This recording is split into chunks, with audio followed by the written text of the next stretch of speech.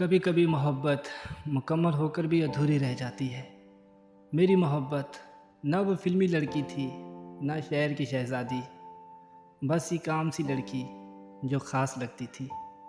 ہم اکثر شام کو چھت پر جا کر بیٹھتے تھے، وہ باتیں کرتی، میں سنتا اور دل ہی دل میں سوچتا یہ لڑکی میری قسمت ہے۔ پھر ایک دن وہ بیمار ہوئی، عام سا بخار تھا۔ میں نے کہا تم تھک گئی ہو، بس آرام کرو۔ لیکن موت کو نہ آرام کی پرواہ ہوتی ہے، نہ کسی وعدے کی۔ 3 دن بعد اس کا آخری میسج آیا، تم میرے بعد بھی ہنستے رہو گے نا؟ اور اس کے بعد فون ہمیشہ کے لیے خاموش ہو گیا۔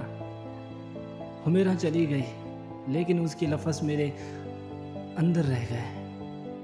آج بھی جب سورج ڈھلتا ہے میں اس چھت پر جا کر بیٹھتا ہوں جہاں وہ اپنا سر میرے کندھے پر رکھتی تھی